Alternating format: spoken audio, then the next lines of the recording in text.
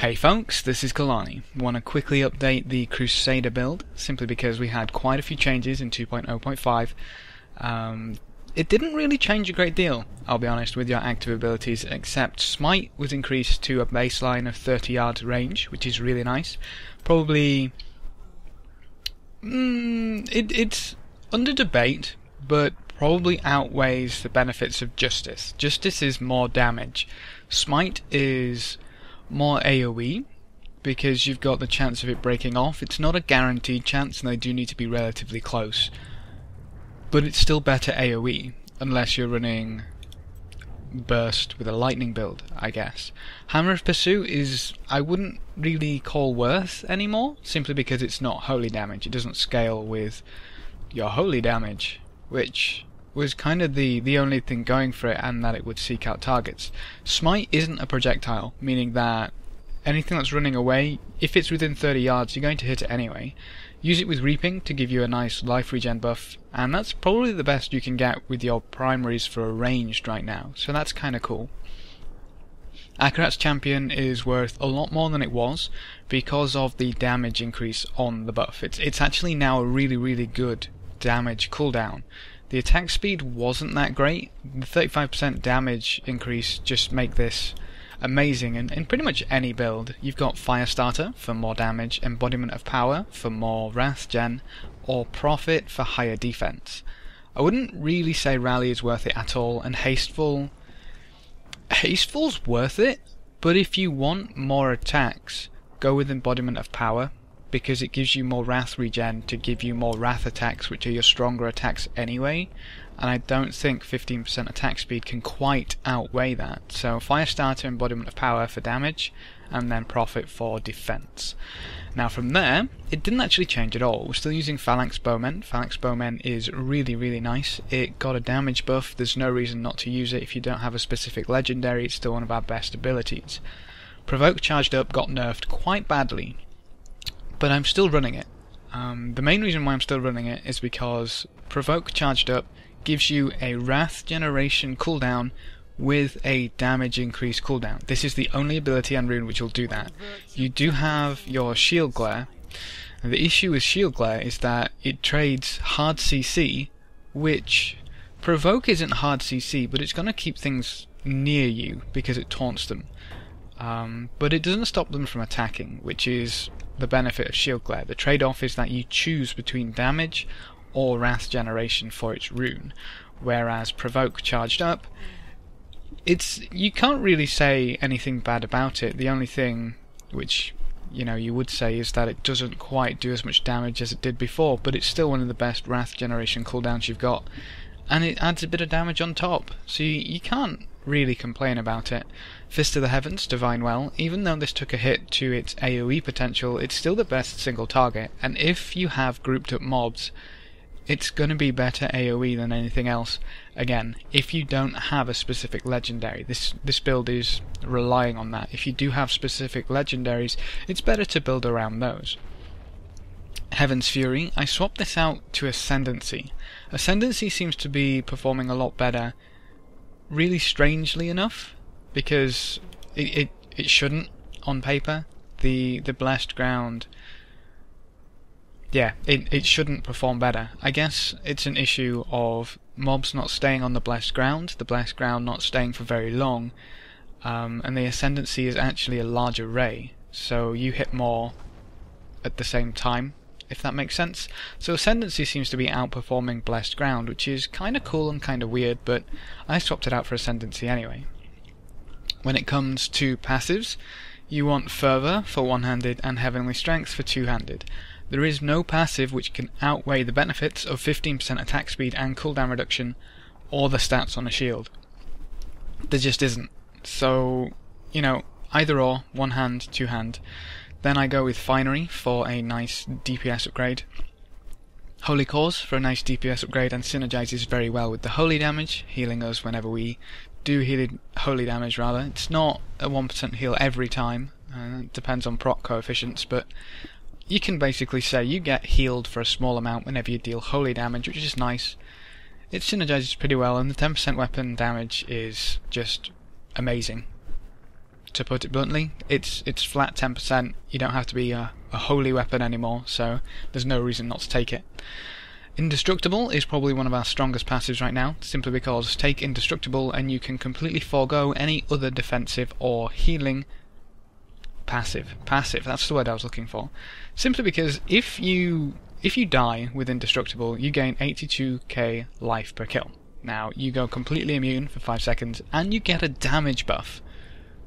It's like you don't need to worry about dying. In fact, sometimes you want to die. If there's no risk of you actually dying and you got white monsters, you want to die. If you're close or maybe halfway to killing an elite or champion pack, you want to die. The 35% increased damage is almost guaranteed to get you those kills, which give you 82k life per one you kill. That means that I need to kill 5 monsters to get full health. And even that overheals me. It's insane. Yeah, the only time I wouldn't take Indestructible if there was no risk of me dying. If there was absolutely no way I could not die on what I was farming, I would not take Indestructible. I'd take something else. But, you know, maybe difficult champ packs, maybe I just want to be lazy and completely ignore my potion, whatever it is. But it's pretty much the same build, just with a few tweaks and a few changes, so you guys know how this works. But if you do have a specific legendary, maybe not Blade of Prophecy, but if you have a Gaia Falcon and Jekking Board, if you have a Fate of the Fell, I'd recommend building around those instead. But you guys know what this build does by now, so go give it a try, see what you think. The only thing that I could maybe change out is Heaven's Fury, maybe Bombardment, but remember, if you're taking Bombardment, then you want Lord Commander, almost baseline, so you have to have one with the other, which is why I don't like it. I like my other passives. It's a nice DPS upgrade, pretty much across the board with these passives. As a quick final note, if you haven't got a specific legendary and you're wanting to try a holy build, try to get your hands on a Golden Scourge. Now, the Golden Scourge is crafted, meaning that as soon as you get the plan, you can craft as many of these as you want, as long as you have the Hilt of the Silver Wolf. Now, this drops in Act 3, and it drops from Unique Fallen Hounds, so it's a really nice flail. It can roll up to 20% more holy damage, which is going to be better than pretty much any two-handed weapon which doesn't roll perfectly. As long as you get some good damage rolls, you get a socket and you get strength. Remember, you're going to need all of those to make this weapon worth it, which is actually really frustrating, because sometimes it doesn't roll with strength or a socket, which is obviously a complete throwaway. Sometimes it will roll with strength and something to re-roll to a socket, but roll crap damage. So you may have to craft a few of them, but I'd say it's definitely worth it. But yeah, go give it a try and let me know what you think. Thanks for watching, folks. Good luck and have fun, and as always, I will see you next time. I wish you luck here.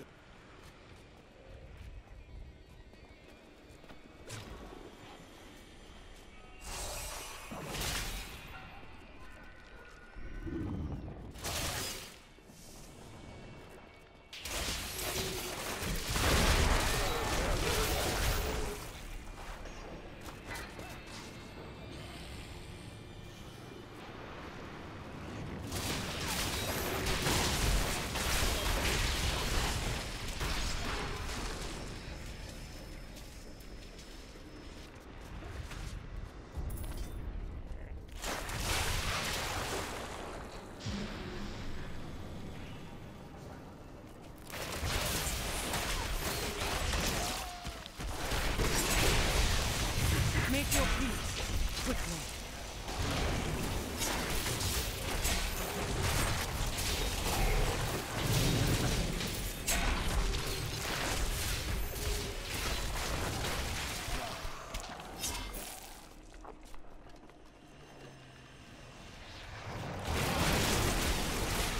Prepare for a long flight.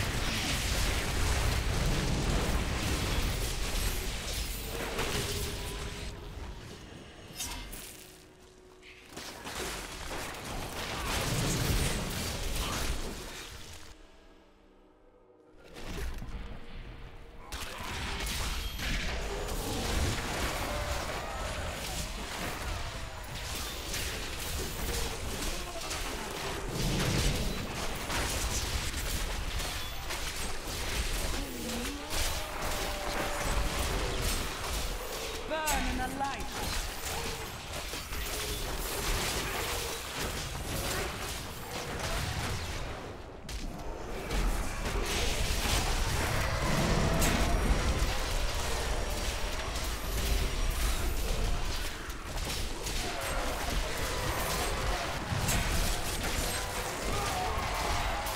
Make your peace quickly.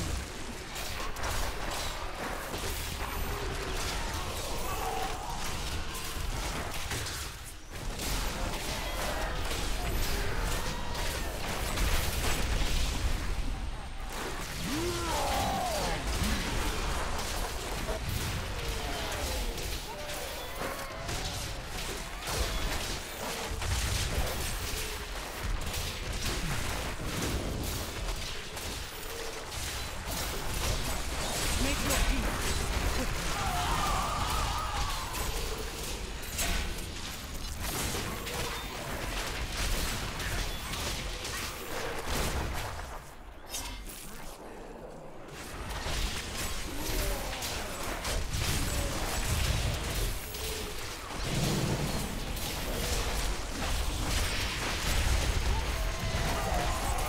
By the light we down.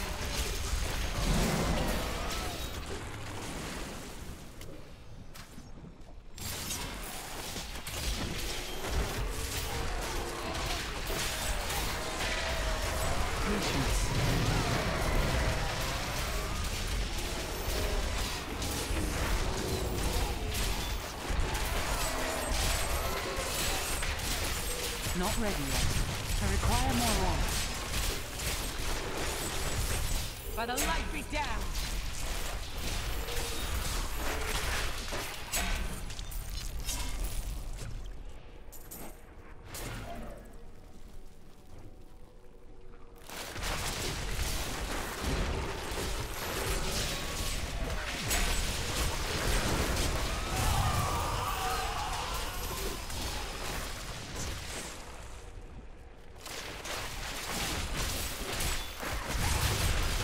Had enough?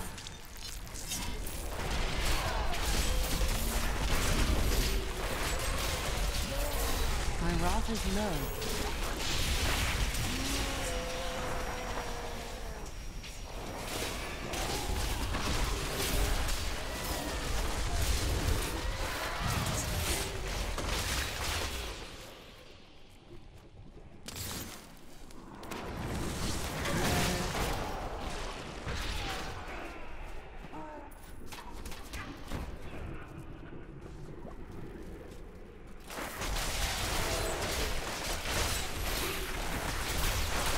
I enjoy it.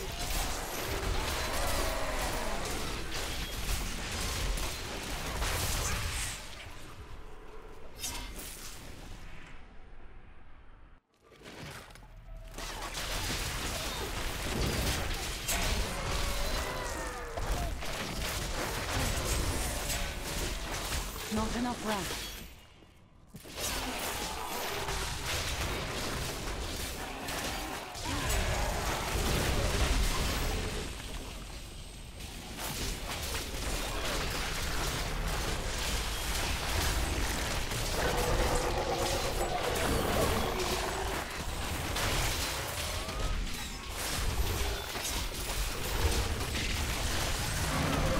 Require more wrath.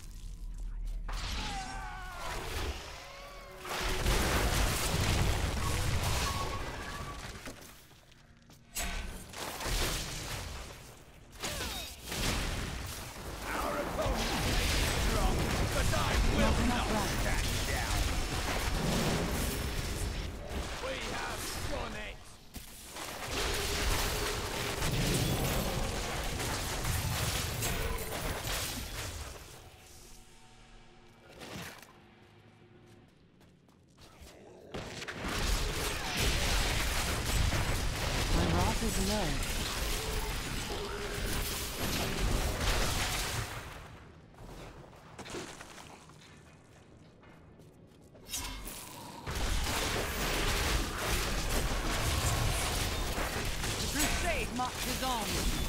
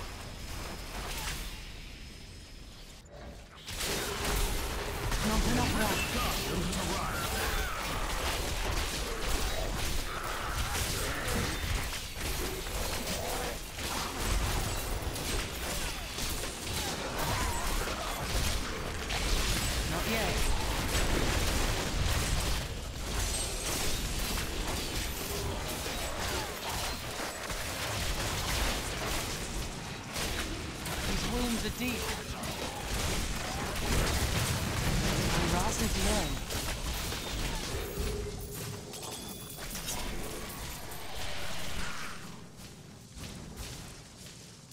That feels better.